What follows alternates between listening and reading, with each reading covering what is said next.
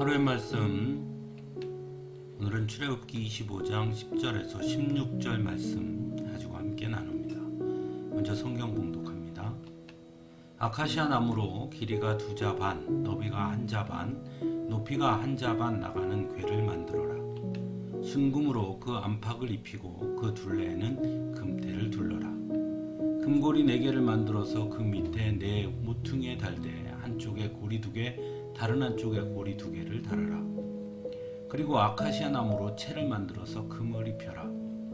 그 채를 궤 양쪽 고리에 끼워서 궤를 맬 수 있게 하고 그 채들을 궤 고리에 그대로 두고 거기에서 빼내지 말아라. 내가 너에게 줄 증거판을 그 궤 속에 넣어 두어라. 아멘. 하나님은 성소 제작에 필요한 각종 재료와 물품들에 대해 말씀하신 직후 가장 우선하여 법궤, 즉 언약궤 제작에 관한 말씀을 하십니다.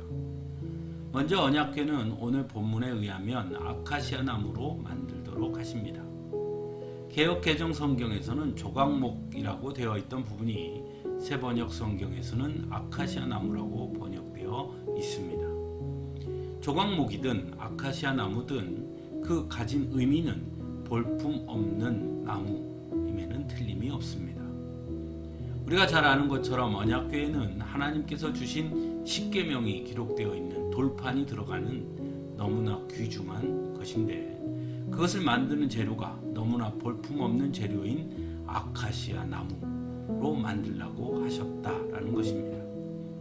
하지만 여기에도 하나님의 은혜가 있음을 깨닫게 됩니다. 비록 볼품없는 아카시아 나무였지만 그 나무 그대로 언약궤를 만드는 것이 아니라 하나님은 순금으로 그 안팎을 입히고 그 둘레에 금테를 두르게 하셨다라는 것입니다.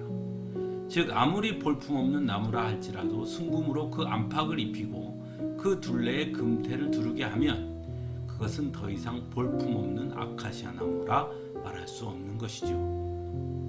여기서 우리는 아주 중요한 것을 깨닫게 됩니다.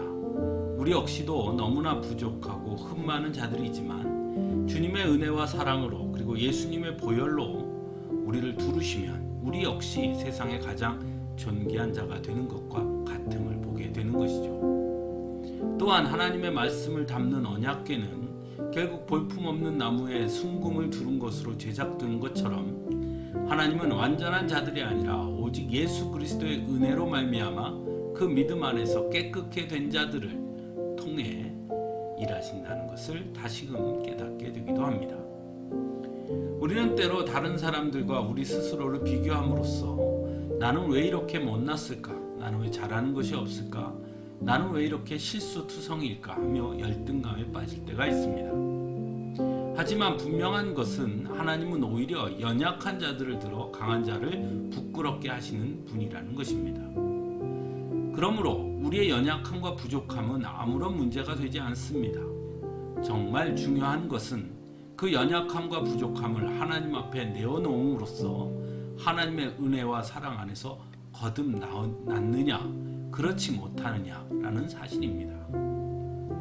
욥은 개역 개정 성경 욥기 23장 10절에서 나의 가는 길을 오직 그가 아시나니 그가 나를 단련하신 후에는 내가 정금같이 나오리라 라고 고백합니다.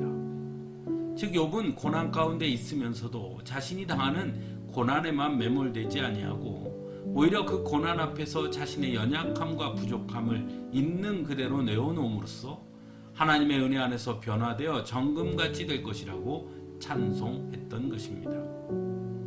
볼품없는 아카시아 나무가 하나님의 언약궤의 재료가 될 수 있었던 것은 순금으로 그 나무의 안팎을 둘렀기 때문이었습니다. 우리 역시 볼품없는 아카시아 나무와 같은 존재라 할지라도 하나님의 은혜와 사랑 안에 머물므로써 예수 그리스도의 보혈의 은혜로 거듭날 때 우리 역시 하나님의 거룩한 백성으로 쓰임받게 되는 것입니다. 그러므로 언제나 하나님의 은혜 안에 머무는 것이 가장 중요한 것임을 깨달을 수 있기를 간절히 바랍니다. 함께 기도하겠습니다.